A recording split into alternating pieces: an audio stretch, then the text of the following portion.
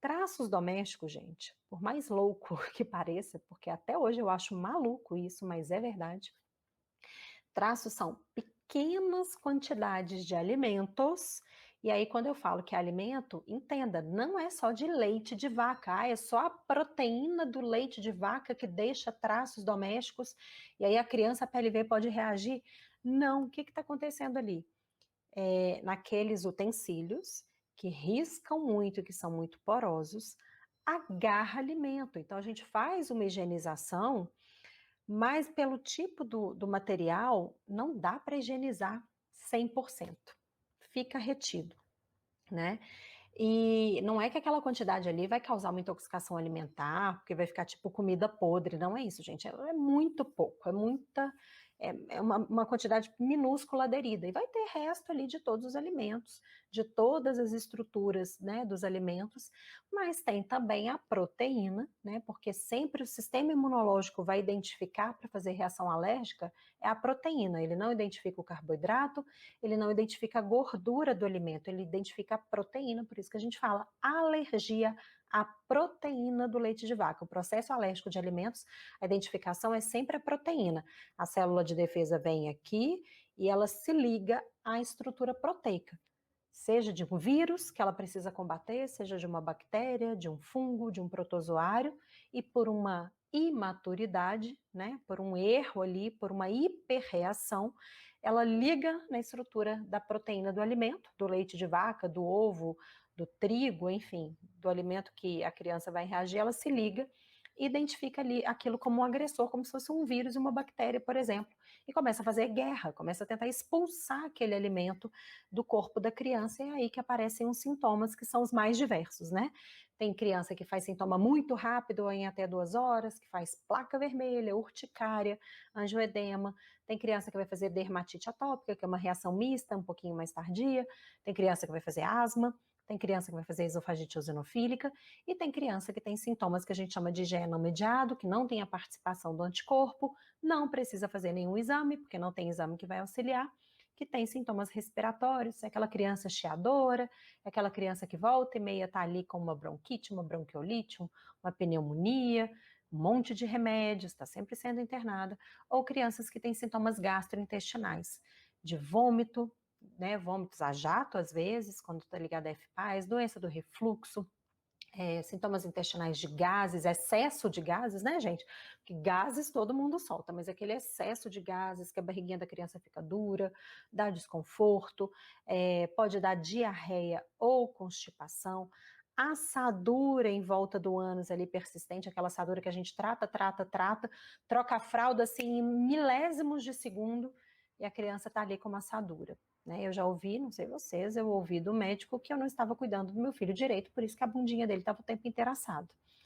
E não é, né? É uma das consequências ali, muitas vezes, do intestino inflamado, uma má digestão, é um cocô muito ácido, o cheiro fica até forte, né? Meio podre, meio ácido, assim, e sapeca a bundinha da criança, assim, em segundos, é um absurdo, né? Eu já cheguei a trocar 14 fraldas no João Arthur.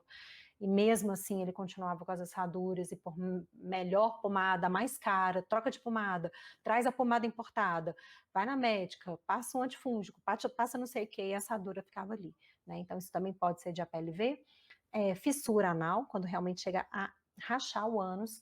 Em alguns casos pode ter um muco, que é como se fosse uma clara de ovo misturada às fezes com sangramento, e em alguns casos, né, dependendo dos sintomas, se for um vômito, uma doença do refluxo muito intensa, não controlada, ou se for uma inflamação intestinal do primeiro intestino, a criança pode ter comprometimento no ganho de peso e no seu desenvolvimento geral, né, podendo afetar até o crescimento, que é quando realmente há um processo de desnutrição aí já mais elevado, né, e aí esses restinhos de alimento que ficam ali em materiais que riscam e que são porosos. Então, gente, quais são esses materiais que a gente tem que ficar muito atento? Plástico, silicone, madeira, pia de pedra, né, coisas de pedra, panela de pedra também, ela é bastante porosa, materiais antiaderentes, porque o material antiaderente, o alimento não gruda nele, mas fica restinho de alimento ali que não dá para tirar completamente, tá? Então esses materiais a gente tem que ter muito cuidado, E não adianta esfregar, não adianta jogar água quente, não adianta colocar água sanitária, né? Ai, Juliana, mas essa, sei lá, essa batedeira aqui tá encostada aqui em casa tem mais de 2 anos, essa proteína já morreu. Gente, a proteína ela é uma estrutura complexa, é uma estrutura até mais rígida, e ela não é um bichinho assim que morre com o tempo tão facilmente assim, tá? Os estudos científicos até nessa área de traços, a gente não tem muita coisa, falta até, né, um pouco dessa base científica nessa parte da alergia alimentar. Muita coisa que eu aprendi foi pela prática, de verdade, né? Eu leio o que tem de estudo científico, mas muita coisa foi na prática, muita coisa foi fazendo para ver como é que o meu filho não iria reagir. Opa, isso aqui deu certo. E aí depois eu comecei a compartilhar isso com outras famílias antes de tratar criança alérgica, né? E foi dando certo, e aí eu fui entendendo, né, até que ponto ali realmente era seguro, quando dava para higienizar, quando não dava, quais utensílios eu poderia higienizar bem que me dariam uma segurança e quais não adiantaria, né, ficar fazendo uma higienização, porque se tivesse tido contato em algum momento com leite e derivados, e gente, se né, a família fazia o consumo desse tipo de alimento, alguém da família fazia o consumo desse tipo de alimento, muito provavelmente vai ter traços da proteína do leite de vaca ou de outros alimentos que a criança também possa causar reação nestes materiais que riscam e são porosos. Então, cuidado, tá? Cuidado com isso, muito cuidado. Então, vamos focar no que a gente tem controle, que é o que a gente pode higienizar com segurança, quais tipos de materiais que estão aí nos meus utensílios, nos meus equipamentos de cozinha, que eu possa higienizar com segurança, né? Isso é importante. Então, gente, é fácil porque são 4 que a gente realmente tem uma segurança, que dá para fazer uma boa lavagem com uma esponja novinha. Por que novinha? Porque a esponja também, se teve contato com algum utensílio que tinha traço, pode passar traços da proteína para ela, tá? Então, você vai pegar uma esponja nova, vai deixar separado, vai utilizar ali um detergente, um belíssimo detergente. Se for sabão em barra, cuidado, leiam a composição.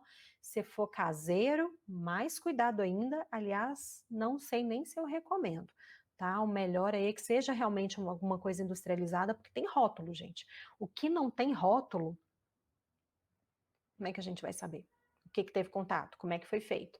Se a indústria que é indústria, que é obrigada a rotular ali, tem hora que a gente já pega uns erros e uns furos, sem rótulo, então não corram esse risco. Então pega um detergente, pega um sabão em barra que seja, mas que tenha rótulo, que você consiga ler a composição. É seguro para sua criança com alergia alimentar, com a PLV e outras alergias? Ah, ok, Juliana, já li o rótulo aqui do detergente e do sabão, não tem nada, eu vou usar aquilo. Você pode fazer uma misturinha de detergente com vinagre, porque o vinagre, gente, não é um santo remédio, não, mas assim, como ele é ácido, meio ácido, ele muda um pouco a estrutura da proteína, né? Ocorre uma desnaturação, uma mudança de estrutura. Isso faz com que a proteína fique menos alergênica. Então a gente dá aquela ajuda, dá aquele plus ali no detergente, pode fazer 2 partes de detergente para uma de vinagre, pode fazer a misturinha lá, né, logicamente num local novo, uma vasilhinha nova, higienizada, que não tenha traços, né, afinal de contas estamos falando aqui de traços domésticos, então uma coisa nova que nunca teve contato com nada de leite derivado. Não me vai usar aquela vasilha de margarina, gente, pelo amor de Deus, porque tem gente que pega a vasilhinha de margarina para colocar ali o sabão, a bucha, põe em cima da pia. Já vi furo nesse sentido, tá? Então, cuidado com a vasilha que vocês vão colocar aí o sabão e a bucha.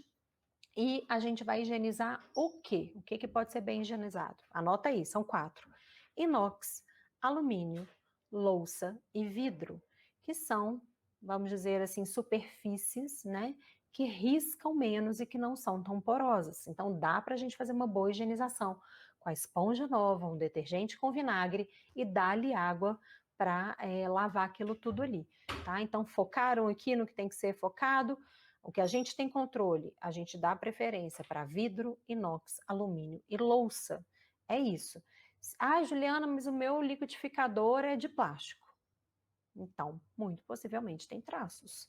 Se você está investigando se seu filho reage a traços, ou se você já tem certeza que o seu filho reage a traços domésticos.